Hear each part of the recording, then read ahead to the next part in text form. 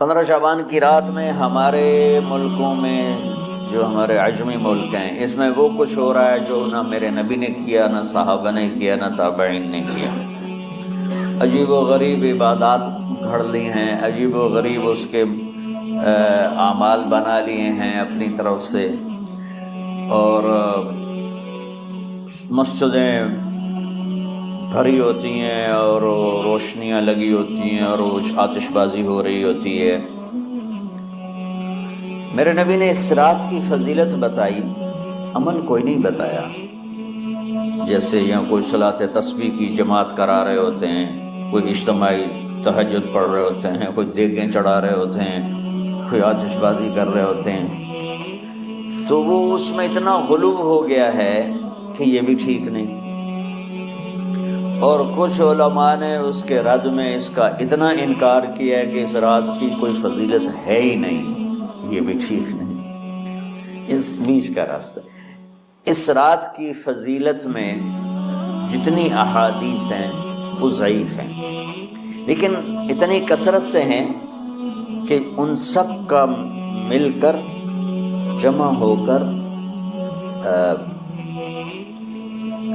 کم از کم وہ حسن لغیر ہی تک تو پہنچ جاتی ہیں۔ اور ابن عثیمین رحمۃ اللہ علیہ نے بھی یہ لکھا ہے کہ زیادہ سے زیادہ ان احادیث کے مجموعے سے، چونکہ اگرچہ ضعیف ہیں لیکن کافی زیادہ ہیں، تو وہ حسن لغیر ہی تک پہنچ جاتی۔ تو حسن لغیر ہی سے کوئی عمل ثابت نہیں ہوتا، عمل ثابت ہوتا ہے صحیح حدیث کے سے۔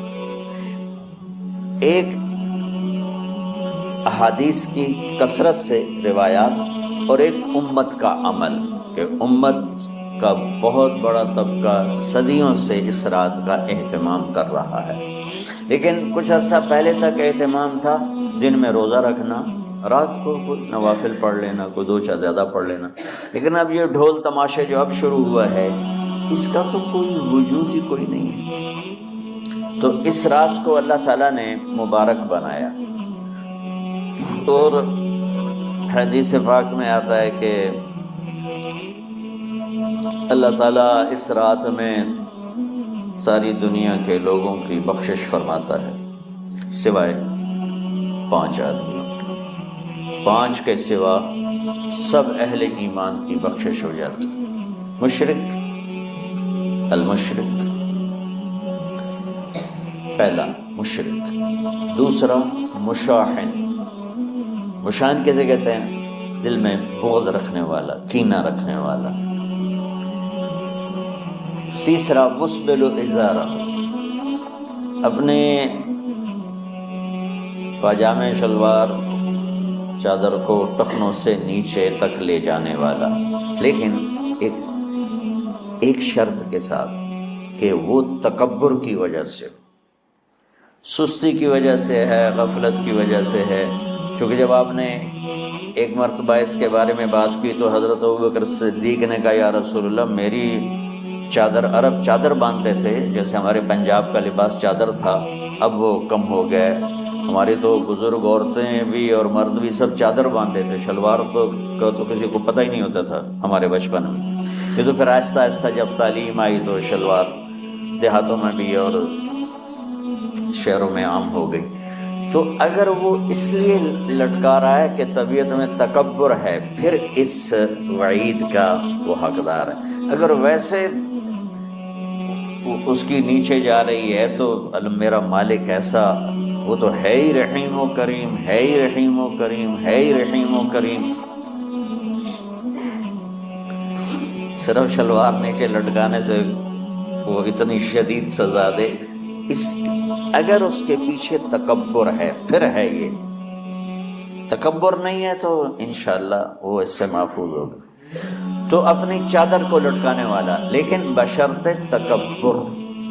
کتنے ہو گئے؟ 3۔ حق لوالدیہ، ماں باپ کا نافرمان، نافرمان ایسا کہ دکھ دینے والا۔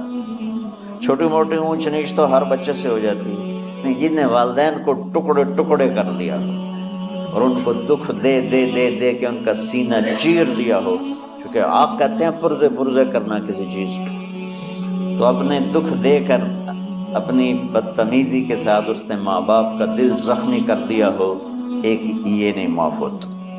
پانچواں، مدمن خمر، مسلسل شراب پینے والا، مستقل جو شراب کا عادی ہو، ان پانچ کو مؤخر کر دیا جاتا ہے۔ معافی نہیں ہونے کا مطلب یہ نہیں کہ اللہ تعالیٰ کبھی معاف نہیں کرے گا۔ معافی نہ ہونے کا مطلب یہ ہے کہ یہ پانچ ایسے گناہ ہیں کہ اس کی وجہ سے بخشش رک جاتی ہے۔ اگر وہ شرک سے نکل آئے، وہ کینہ سے نکل آئے، وہ تکبر سے نکل آئے، وہ والدین کی نافرمانی سے نکل آئے، شراب چھوڑ دے، تو ان کی بھی بخشش ہو جاتی۔ جب کوئی توبہ کرے گا فوراً بخشش ہو جائے گی۔ نہ 15 شعبان کی ضرورت ہے، نہ لیلۃ القدر کی ضرورت ہے، نہ بیت اللہ جانے کے ساتھ توبہ کی شرط ہے۔ جہاں بھی وہ بیٹھ کے توبہ کرے گا، جس لمحے میں کرے گا، اسی وقت اس کی توبہ قبول ہوگی اور اللہ اس کے پچھلے سارے گناہوں کو معاف فرما دے گا۔ دن کا روزہ، رات کا قیام، زیادہ زیادہ قیام سے مراد نوافل ہیں، کوئی گھر میں پڑھ لے، کوئی مسجد میں پڑھ لے۔ نوافل، نفلی عبادات گھر میں ہی افضل ہوتی ہیں۔ میرے نبی سنتیں ہمیشہ گھر سے پڑھ کے آتے تھے، تہجد اپنے گھر میں پڑھتے تھے، مسجد میں نہیں پڑھتے تھے، سوائے اعتکاف کے آپ اپنے نوافل سنتیں سب گھر میں پڑھتے تھے، اور مسجد میں صرف فرض آ کے ادا فرماتے تھے، اور اس کے بعد بیٹھنا ہوتا تھا تو بیٹھ جاتے تھے، اٹھنا ہوتا تھا تو اٹھ جاتے تھے۔ تو اعتدال اللہ کو ہر چیز میں پسند ہے۔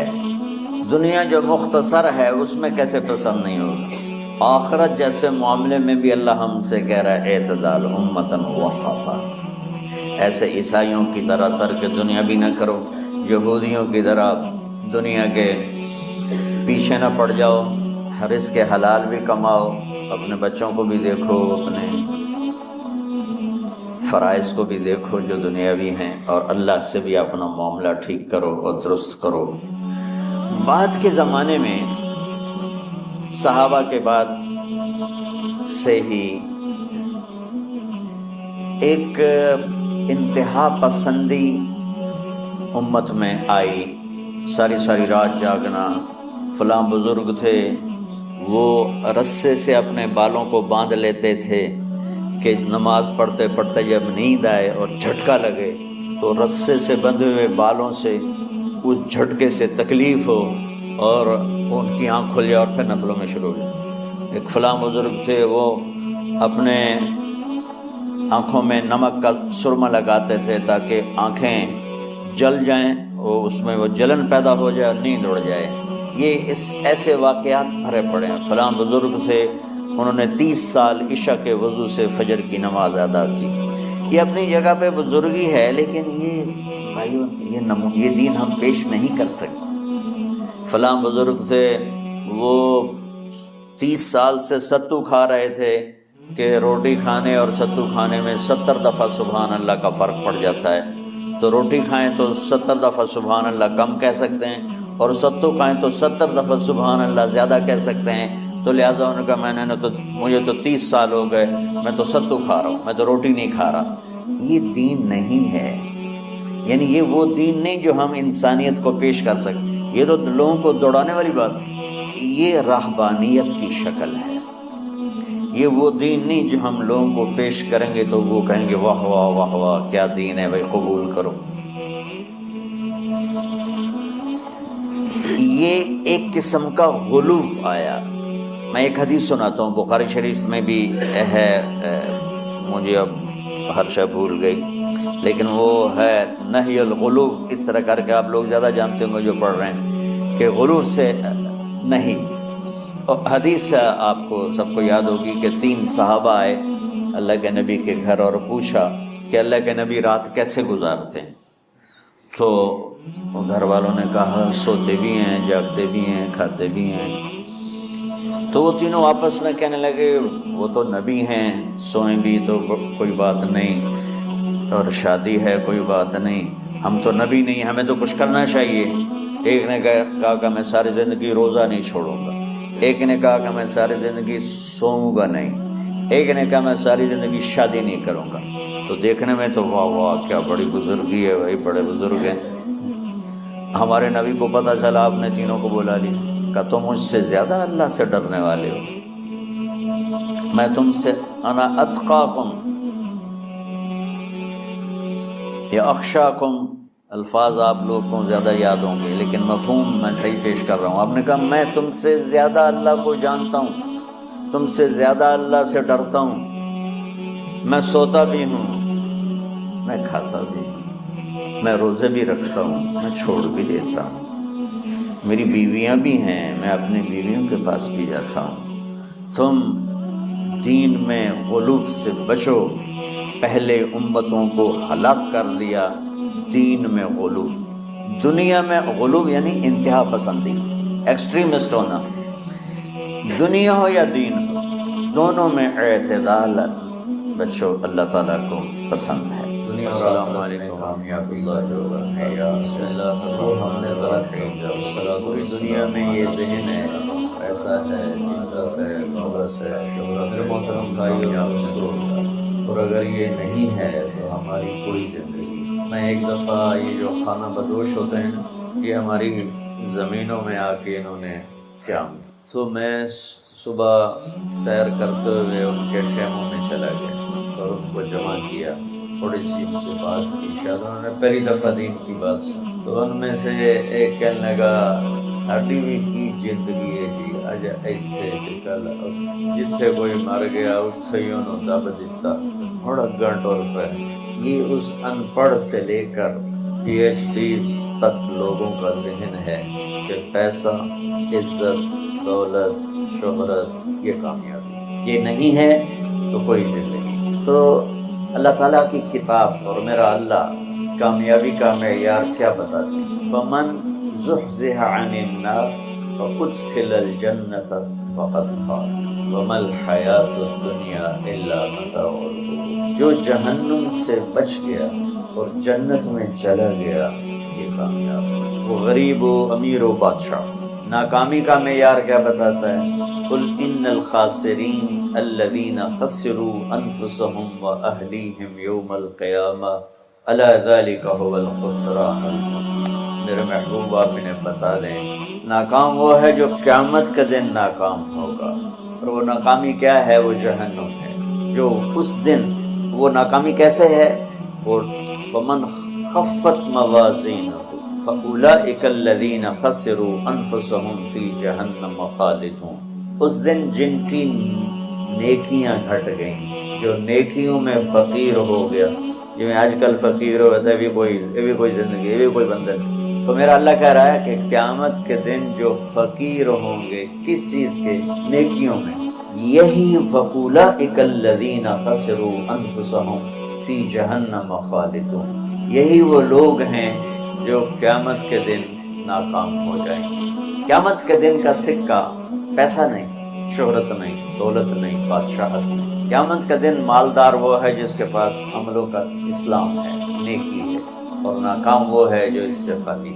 اللہ نے پوری دنیا کے انسانوں کے لیے کامیابی ناکامی کا معیار وہ بنایا ہے جو اس کے اندر موجود ہے۔ دنیا کی کامیابی تو پیسے سے سمجھی جاتی ہے، وہ کوئی سہیل ورگی کالونی بناوے، تے بڑا بڑا پلازا بناوے، بھئی کیا زندگی ہے، بھئی کیا ترقی کی ہے، کیا ترقی کی ہے، یہ ایک ادھوری ترقی ہے۔ میرے اللہ نے کامیابی ناکامی کا معیار وہ بتایا ہے جس میں غریب، امیر، عورت، مرد، پڑھا لکھا، ان پڑھ، دیہاتی، شہری، کالا، گورا، عربی، عجمی، سب ایک جیسی طاقت رکھتے ہیں کہ اللہ کو راضی کرنے کے لیے یہ جسم اس کی اور اس کے رسول کی فرما برداری میں جھکانا پڑتا ہے، یہ کامیابی ہے۔ اب اس میں غریب، امیر، جسم تو اللہ نے سب کو دیا، جو معذور ہے بالکل بھی ادھورا پدھورا ہے تو صحیح نہیں۔ تو سلطان باہو رحمت اللہ علیہ کا فرمان ہے، دل دریا سمندروں ڈوبے، کون دلاں دیاں جانے ہو،